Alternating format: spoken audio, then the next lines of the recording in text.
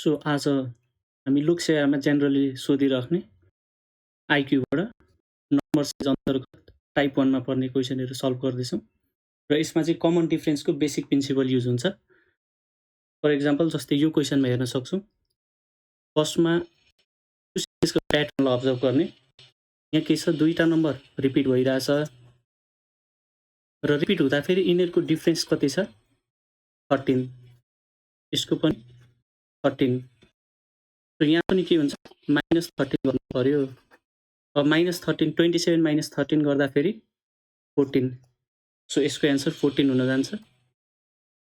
र अर्को एक्जाम्पल हेरौँ। सो यो सिरिजमा पनि हेर्न सक्छौँ। यहाँ 5.2 4.8 4.4 र 4 छ। सो अब यसमा पनि सेम प्रिन्सिपल युज गर्ने। जस्तै यसको कमन डिफरेन्स भनेको -0.4, यसमा पनि 0.4 ले घट्छ र अब यो सिरिजमा पनि के हुन्छ, 0.4 ले घटाउनु पर्यो। सो यसको एन्सर हुन जान्छ 4 - 0.4 which is equals to 3.6। So यसमा टिक लगाउने। सो त्यस्तै गरी अब टाइप 2 मा चाहिँ हामी अल्टरनेटिभ नम्बरको प्रिन्सिपल युज गर्छौँ। तपाईहरुले एकछिन भिडियो पज गरी यो क्वेसन सल्भ गर्ने ट्राई गर्न सक्नुहुन्छ। र यो सल्भ गर्दा हामी अप्सनमा हेर्न सक्छौँ। अप्सनमा चाहिँ दुईटा नम्बर दिएको छ। सो हामीलाई यसपछिको दुईटा नम्बर फाइन्ड आउट गर्नु पर्यो। र अब्जर्भेसन गर्दा कस्तो प्याटर्न छ भने इच 2 नम्बर पछि यो 4 रिपिट भइरहेछ।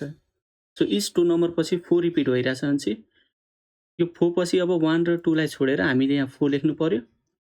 सो त्यस्तै गरी अब बाँकी रहेको नम्बरहरू चाहिँ 2 3 4 5 6 सपोज यहाँ 7 राख्यौँ भने 8 अनि त्यसपछि यहाँ 9।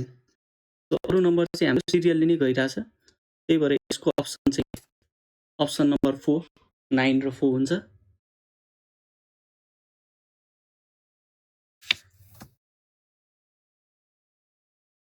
र त्यस्तै गरी यो क्वेसनमा अब्जर्भ गर्दा के भेटिन्छ भन्दाखेरि अब यसको अल्टरनेटिभ नम्बर जस्तै 3 13 23 33 यो चाहिँ के भइरहेछ, +10 ले इन्क्रिज भइरहेछ। अब यहाँदेखि यहाँ जाँदा फेरि यहाँ +10, यहाँदेखि यहाँ जाँदा फेरि +10। त्यस्तै गरी अब 8 18 28 यो पनि +10 ले इन्क्रिज भइरहेछ। सो अब यसपछिको यताको नम्बर भनेको हाम्रो 28 + 10 38 र यहाँको नम्बर भनेको 20 30 43। सो हाम्रो यो नम्बर कहाँनिर रहेको छ, अप्सन नम्बर 3 38 एन्ड 43। त्यही भएर यसमा टिक गर्ने।